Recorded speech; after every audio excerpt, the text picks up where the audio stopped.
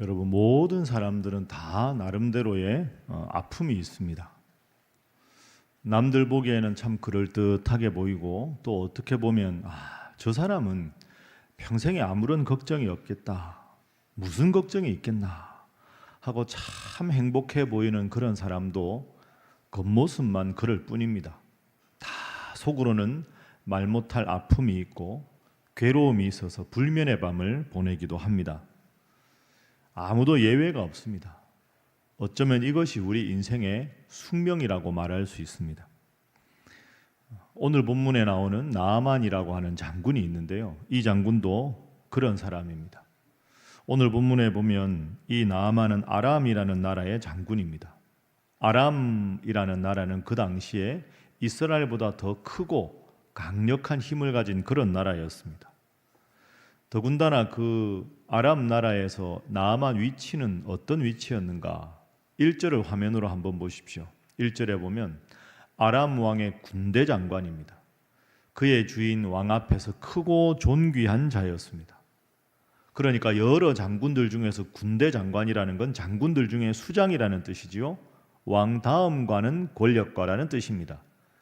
거기다가 왕인 이 아람 왕이 보기에도 크고 존귀한 자다. 야, 나아만은 정말로 나에게 없어서는 안 되는 가장 훌륭한 충신이다 라고 인정받는 사람이었습니다.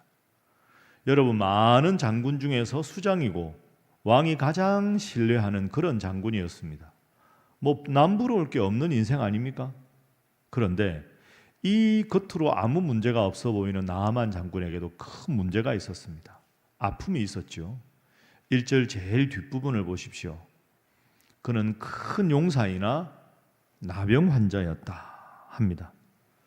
여러분, 나병 환자는 흔히 하는 말로 문둥병 환자입니다.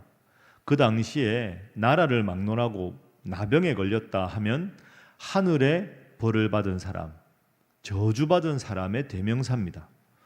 그 대단한 용맹을 자랑하던 나아만 장군이 처음부터 나병 환자가 아니었겠죠. 어느 순간에 발병을 했는데 도저히 본인이 어떤 백방의 노력을 해도 그 어떤 노력도 나병을 멈추게 할 수가 없었습니다. 겉으로 보기에는 왕다음과는 최고의 권력가였는데, 왕이 신뢰하는 신하였는데 속으로는 그만 나병 환자가 되었습니다. 자, 이 두 가지 사이에 나아만이 고민합니다. 겉으로는 존경받는 장군의 왕이 신뢰하는 군대 장관이었지만 속으로는 나병 환자입니다. 점점 사람들에게 알려지기 시작합니다. 분명히 하늘에 저주받은 것에는 이유가 있었을 거야. 수군수군 되는 사람들이 많았겠죠. 본인도 괴롭고 주변에 그를 아끼는 모든 사람들도 다 안타까워하고 있습니다.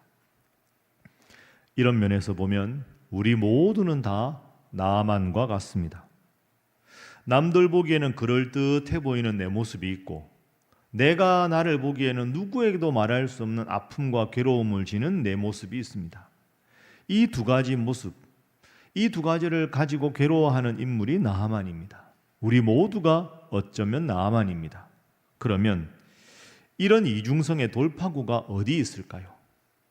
누구에게 말하기 힘들고 괴로워하는 너무 답답한 이 마음, 이 어려운 환경을 극복할 수 있는 돌파구가 어디 있을까요? 정말로 낫고 싶다면, 정말로 내 인생의 깊은 아픔을 해결받고 싶다면 여러분 다 그런 마음으로 나오셨을 텐데 우리가 어떻게 해야 할까? 오늘은 이 중요한 인생의 질문에 대해서 말씀의 교훈을 살펴보도록 하겠습니다. 정말로 낫고 싶다면 그 첫 번째 단계입니다. 그 첫 번째 단계는 겸손과 경청입니다. 한번 따라해 보시죠. 겸손, 경청. 겸손한 사람이 경청할 수 있고 경청해야 나을 수가 있는 거죠. 내가 지금 아픈 사람이다. 있는 현실을 그대로 받아들이고 도움을 구하는 것이 겸손과 경청입니다. 여러분, 나아만 장군이 나병 나으려고 백방으로 노력하지 않았겠습니까? 왕도 노력하고 자기도 노력하고 그 나아만을 아끼는 모든 사람들이 백방으로 노력을 했는데 다 헛수고가 되었습니다. 오죽했으면 여전히 나병 환자겠습니까? 그런데 자기 밑에 있는 아주 이름 없는 한 하인을 통해서 소식이 하나 들려옵니다. 3절 말씀이 그 제안입니다. 그의 여주인에게 말합니다. 그러니까 하녀가 있었는데 이스라엘과 아람의 전쟁에서 포로로 잡아온 이스라엘의 계집종 하나가 이 나아만 장군의 부인을 섬기는 하인이었는데 그 여주인 나아만의 부인에게 이렇게 말합니다. 우리 주인 나아만 장군께서 제가 원래 살았던 이스라엘의 사마리아에 계신 하나님의 선지자가 있는데 그분 앞에 한번 가보시면 그 선지자가 반드시 나아만 장군님의 나병을 고칠 수 있을 것입니다 라고 말을 합니다. 자, 이 제안을 이제 나아만 장군의 부인을 통해 나아만 장군이 들은 거 아닙니까? 그 제안을 듣고 이 나아만이 참 훌륭한 사람입니다. 자, 어떤 반응을 보이는가? 4절 5절 보시지요. 나아만이 임금님께 들어갑니다. 왕에게 들어가서 말합니다. 이스라엘 땅에서 온 소녀의 말이 사마리아에 아주 대단한 선지자가 있다고 합니다. 한번 가서 문의를 해보고 내 병을 나을 수 있는지를 묻겠습니다. 아람 왕이 딱 듣고 오전에 말합니다. 가라, 내가 허락한다. 그런데 너 혼자 가지 말고 내가 왕의 친서를 너에게 써주겠다. 이스라엘 왕에게 나아만 장군의 병을 꼭 고쳐달라는 친서를 보내주겠다. 그러면서 나아만 장군이 떠날 때 은 10달란트, 금 6,000개, 의복 10벌, 그 당시로는 초호화 선물을 다 준비해서 아람 왕의 특사 자격으로 이스라엘 왕에게 친서를 가지고 사마리아 땅의 엘리사를 만나러 갑니다. 여러분, 이 점을 잘 생각해 보십시오.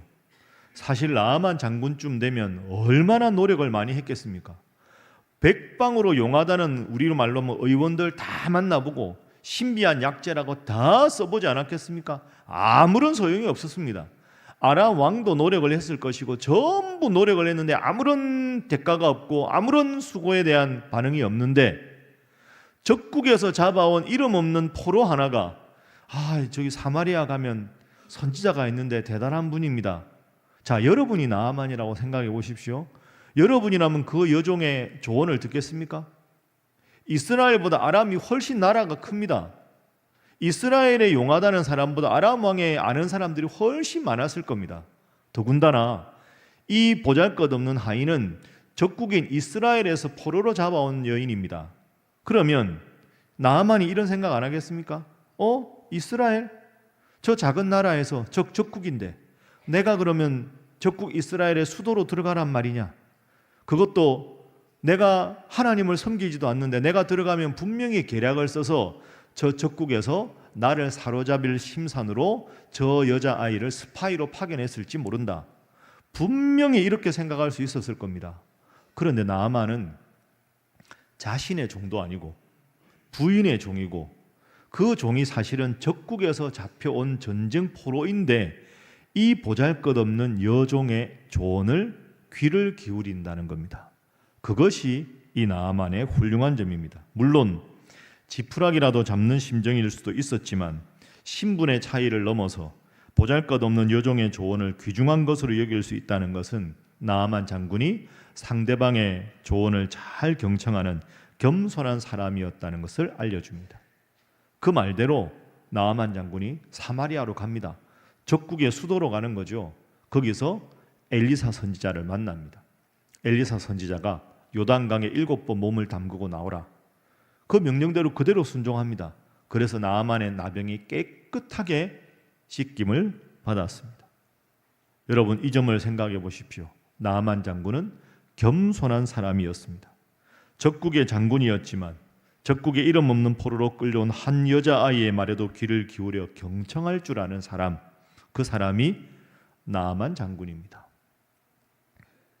그동안에 그렇게 많은 조언을 들었을 텐데 보잘것없는 여종의 조언에도 귀를 기울일 수 있는 겸손한 경청이 나아만 장군의 인생을 바꾸었습니다. 여러분, 우리 얼굴을 이렇게 보면 귀가 몇 개입니까? 어렵습니까? 귀가 2개, 입은 하나입니다. 왜 귀가 2개고 입이 하나일까요? 이런 뜻입니다. 하나님은 2개의 귀와 하나의 입을 주셨다. 2배로 듣고 반만 말하라. 잘 경청하는 것. 그래서 귀가 2개고 입이 하나랍니다. 또 이런 표현도 있죠. 겸손은 모든 미덕의 문이고 경청은 그 문을 여는 열쇠다. 여러분, 겸손한 사람만 경청할 수 있습니다. 내 마음이 교만하면 상대방의 조언을 받아들이기가 어렵습니다. 참 나아만 장군은 그 대단한 위용을 자랑하지만 작은 그 포로 여자아이의 조언을 경청하고 그 말을 그대로 순종했을 때 그의 인생에 그 아픔이, 나병이 깨끗하게 낫게 되는 기적을 체험했습니다. 겸손한 사람은 어떤 사람입니까? 신분에 관계없이 나를 위한 진심의 말, 그 말과 조언을 겸손하게 듣고 이를 통해 하나님이 나에게 주시는 지혜를 찾는 사람, 그런 사람이 지혜로운 사람, 겸손한 사람입니다. 여러분도 이런 지혜로운 경청자, 겸손한 경청자가 될 수 있기를 주님 이름으로 축복합니다. 자, 옆에 분들과 인사 한번 하겠습니다. 하나님은 작은 자를 통해서도 말씀하십니다. 자, 이번에 이렇게 인사할까요? 겸손한 경청자가 되시기 바랍니다. 겸손한 경청자, 이 표현이 참 멋진 표현 아닙니까? 그래서 나왔습니다. 두 번째 단계가 있습니다. 정말로 내 인생의 문제, 내 아픔이 낫고 싶다면 두 번째는 겸손다함이 따라합니다. 순종. 예. 사실 겸손해야 순종할 수 있는 거 아닙니까? 겸손하게 경청하고 그 다음에 들은 좋은 대로 순종하는 것, 그것이 두 번째 단계입니다. 앞서 우리가 말씀을 본 대로 그 여종의 권유를 받아들입니다. 6절에 보면 이제 이스라엘로 떠납니다. 이스라엘 왕에게 아람 왕이 써준 친서를 가지고 그 글을 전합니다. 자, 아람 왕이 이렇게 말합니다. 내가 내 신하 나아만을 당신 이스라엘 왕에게 보내어 이 글이 당신에게 이르거든 당신은 그의 나병을 고쳐주소서라고 왕이 친서를 나아만 장군에게 줍니다. 이스라엘 왕이 그 친서를 딱 보고 기가 막힌 겁니다. 아니, 아람 왕도 못 고친 병을 내가 어떻게 고치란 말이냐. 그러던 차에 엘리사 선지자가 하나님의 선지자다 하는 말을 듣고 엘리사 선지자가 네, 왕이시여 걱정하지 마십시오. 제가 고쳐드리겠습니다. 제가 있는 사마리아로 나아만 장군 오라고 하십시오. 왕이여 걱정하지 마십시오. 하나님이 하실 것입니다 라고 말을 합니다. 자, 9절 말씀 보죠. 함께 읽어봅니다. 시작. 나아만이 이에 말들과 병거들을 거느리고 이르러 엘리사의 집 문에 서니. 아멘. 아, 나아만 장군 오라고 하십시오. 제가 고치지요. 그래서 나아만 장군이 기대를 잔뜩 하고 야, 진짜 대단하긴 대단한가 보다 하고는 엘리사 선지자에게 갑니다. 여러분, 나아만 장군이 어떤 기대를 했을까요? 자기가 왕의 특사 아닙니까? 그것도 더 강대국의 왕의 특사고 왕이 친서를 써주었습니다. 이스라엘 왕도 동의해서 그것도 엘리사가 모셔오십시오. 제가 만나겠습니다 라고 했으면 이 나아만 장군은 이런 기대를 했겠죠. 내가 엘리사 집에 가면 그 하인들이 나와서 나를 호위하고 엘리사의 집 앞으로 가면 엘리사가 나와서 무릎 꿇고 자기에게 경배하고 위대한 장군이여 오셨습니까? 안으로 드십시오. 이런 걸 우리가 보통 기대하지 않겠습니까? 나아만 장군도 그걸 기대했겠죠. 그런데 뜻밖의 엘리사의 반응이 있습니다. 10절 한번 보시죠. 자, 함께 읽어봅니다. 시작. 엘리사가 사자를 그에게 보내 이르되 너는 가서 요단강에 몸을 7번 씻으라. 내 살이 회복되어 깨끗하리라 하는지라. 아멘. 전혀 나아만 장군의 생각과는 다른 일이 벌어집니다. 10절 보면 엘리사가 안 나옵니다. 집 밖으로. 사자, 엘리사의 하인 역할을 하는 게하시라는 사자가 있습니다. 게하시, 너 나가라. 나가서 나아만 장군 오면 맞이해라. 내가 볼 것도 없다. 뭘 내가 만나냐. 그냥 그 사람한테 말해라. 저기 가면 요단강이 있으니까 그 요단강에 가서 몸을 7번 담궜다가 뺐다가 7번 하고 나면 살이 깨끗하게 될 것이니까 그렇게 하라고 내 말을 전하라. 이렇게 이야기합니다. 여러분, 이 말을 여러분이 나아만 장군으로 들었다고 한번 가정해 보십시오. 어떤 마음이 드시겠습니까? 자기가 강대국의 장군인데 선지자는 나와보지도 않고 선지자 제자가 그것도 말이 명령조입니다. 가서 요단강에 몸을 7번 씻으라. 명령합니다. 누구라도 흥분할 수 있는 상황이지요. 어떻게 보면 아주 무례한 태도 아닙니까? 나아만이라면 여러분 어떤 반응을 보이시겠습니까? 화가 나겠지요. 나아만이 잔뜩 화가 났습니다. 나를 이렇게 무례하게 대하다니, 이런 마음이 든 거죠. 11절 12절 보십시오. 나아만이 노하여 물러가며 이르되 내 생각에는 엘리사가 내게로 나와서 그의 하나님 여호와의 이름을 부르고 그의 손을 나의 아픈 그 나병의 부위 위에 흔들어 나병을 고칠까 생각했다. 12절. 다메섹강 아바나와 바르바른 이스라엘 모든 강물보다 낫지 아니하냐? 강물에 몸을 담궈서 나을 거면 내가 왜 여기까지 왔겠느냐? 내가 그 다메섹강에서 몸을 씻으면 깨끗하게 되지 않을 거냐? 이 조그만한 요단강에 7번 몸 씻으러 내가 왔느냐? 하고는 화가 나서 몸을 돌려서 분노하며 떠나게 됩니다. 여러분, 이 흥분이 이상하게 보이십니까? 우리가 결론을 알고 보지만 나아만 입장에서 충분히 인간적으로만 생각하면 화날 법하지 않습니까? 무례하다. 어찌 나를 이렇게 대하는가? 딱 사극 톤으로, 그런 톤 아닙니까? 자, 12절 마지막 부분이 어떻게 끝났습니까? 12절 마지막 부분 보십시오. 몸을 돌려 분노하여 떠났다. 화가 많이 났습니다. 가자! 있을 필요가 없다. 다메섹으로 가자.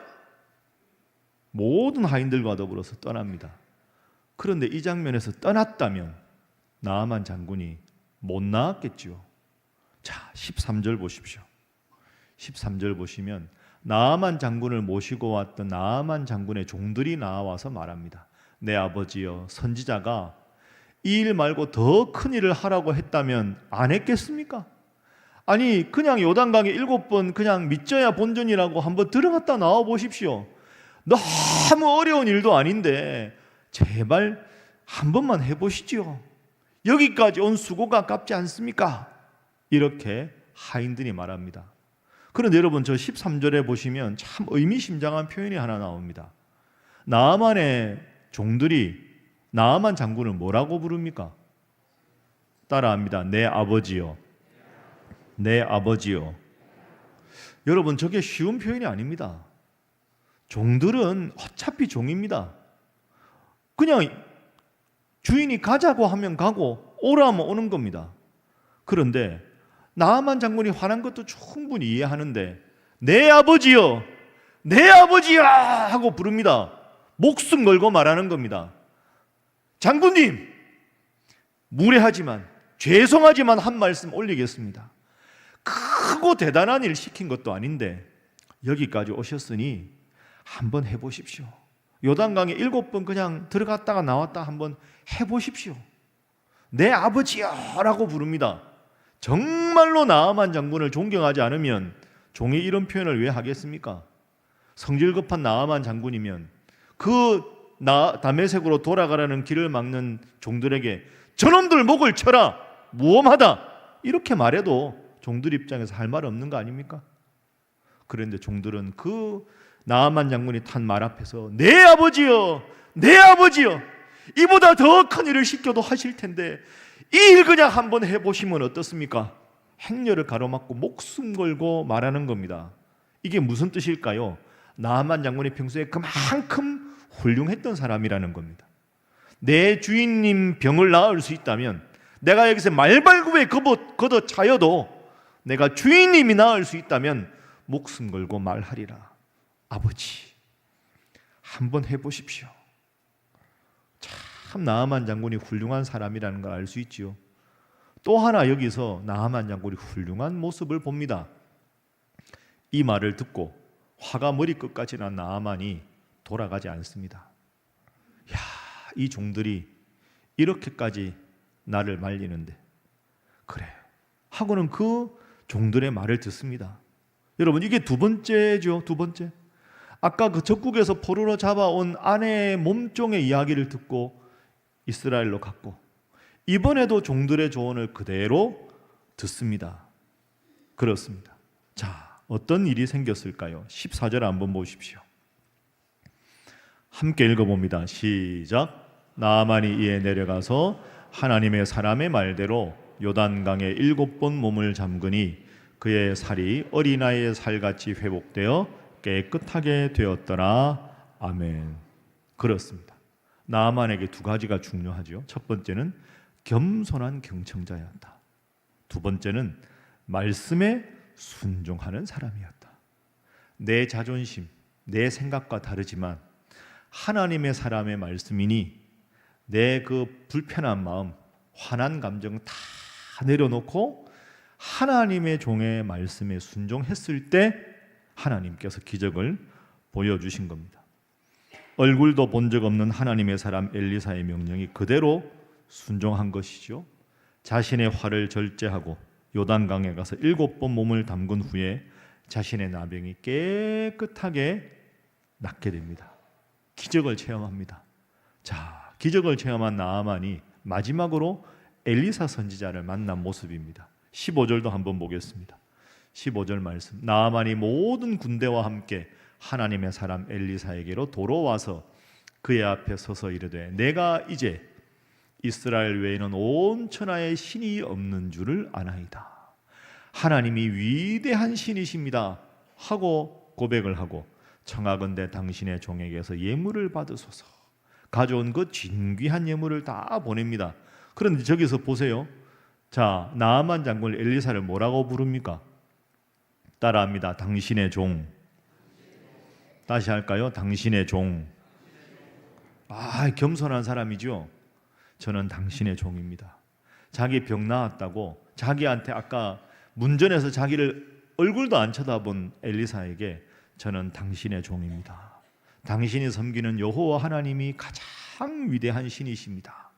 겸손하게 하나님의 종을 섬기고 그의 말씀 앞에서 순종하고 모든 진귀한 보화들을 다 냅니다. 겸손한 사람이고 순종의 사람입니다.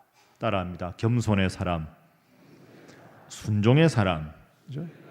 늘 작은 자의 경청도 들을 줄 아는 겸손한 사람이고 내 생각과 하나님의 뜻이 다르지만 하나님의 말씀에 순종할 수 있는 순종의 사람입니다. 겸손과 순종이 우리의 삶을 바꾸는 겁니다. 옆에 분들과 인사하겠습니다. 겸손하시기 바랍니다. 한 번 더 할까요? 말씀에 순종하시기 바랍니다. 이제 마지막 세 번째입니다. 제일 중요한 것입니다. 정말로 낫고 싶다면 가장 중요한 세 번째 것은 내 생각보다는 하나님의 말씀을 앞세우는 겁니다. 한번 따라해 보시죠. 내 생각, 하나님의 말씀. 자, 앞서 우리가 본 대로 그 엘리사가 자신의 종 게하시를 시켜서 요단강에 7번 담그라 하고 말했을 때 나아만 장군이 화가 많이 났었죠. 그때 돌아가려고 하지 않습니까? 그때 한번 다시 떠올려 보겠습니다. 11절 한번 보십시오. 11절 말씀 보면 아까 그 말 듣고 화났을 때 나아만이 노하여 물러가며 이르되 따라합니다. 내 생각에는 엘리사가 내게로 나와서 하나님의 이름을 부르고 엘리사의 손을 내가 나병을 앓는 그 부위에 흔들어서 나병을 고칠 줄 알았다. 내 생각에는, 나는 이렇게 생각한다. 내 주장에는, 내 생각에는 이 생각한 겁니다. 그런데 그렇게 해서 화가 나서 12절 끝부분에 보면 몸을 돌려서 떠나려고 했죠. 내 생각에는 이러이러한데 내 생각대로 움직이지 않으니까 나는 떠나겠다. 이게 나아만의 자존심입니다. 그런데 종들이 가로막는 걸 보고 어떻게 합니까? 자, 14절 한번 보시죠. 14절 말씀에 이런 표현이 나옵니다.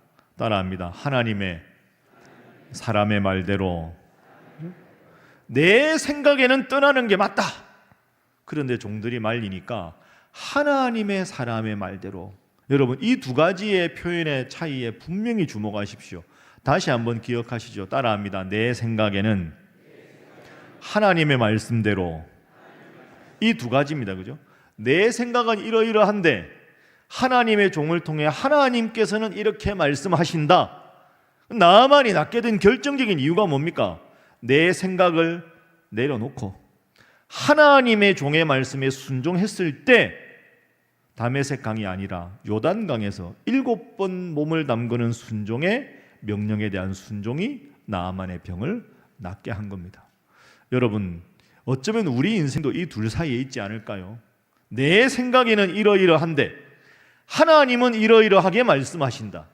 요 둘 사이에 방황하는 게 우리 인생입니다.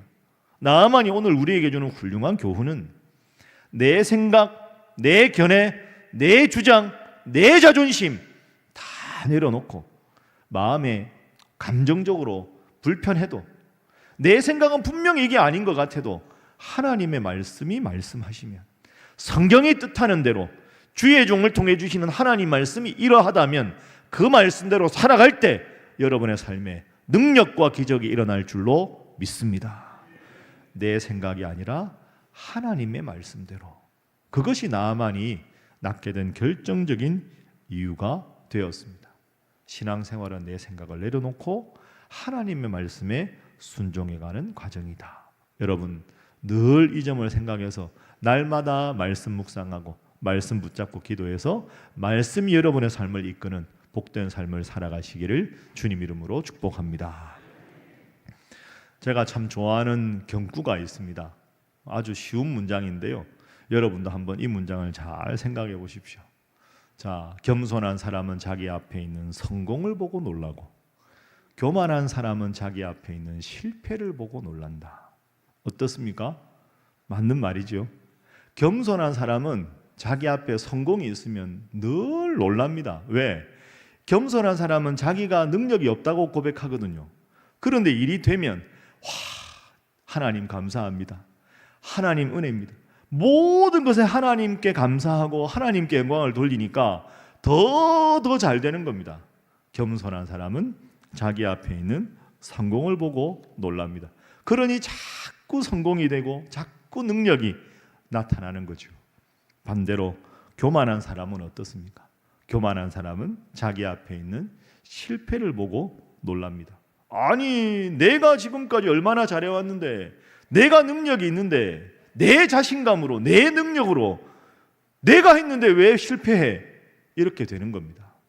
교만한 사람은 내 앞에 있는 실패를 보고 놀랍니다.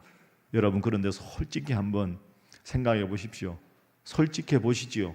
저나 여러분이나 내 능력이 뭐가 그렇게 대단합니까? 내가 뭐 그렇게 대단한 사람입니까?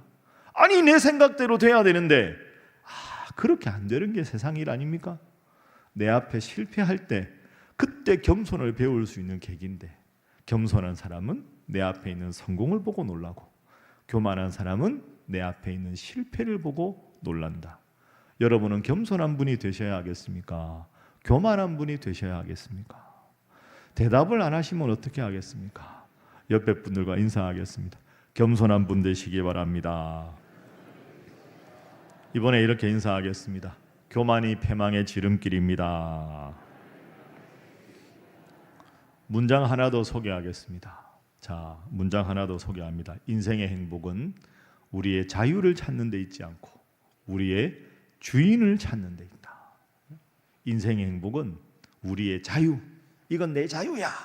내 생각대로 할래. 그게 아닙니다. 여러분 생각해 보면 그 어린아이가 막 이렇게 조금 자라가지고 집에서 막 기어다니고 뭐든지 해집고 뭐든지 끄집어내고 바닥에 풀어놓고 우유도 쏟아놓고 시리얼 쏟아놓고, 어떻게 보면 우리 인생이 그런 철부지 어린아이들이 마음대로 하는데 지나간 곳마다 지저분한 것 투성이고 온갖 것 널려놓는, 그게 우리 자유 아닐까 생각합니다. 여러분, 세상이 내 마음대로 안 되지 않습니까?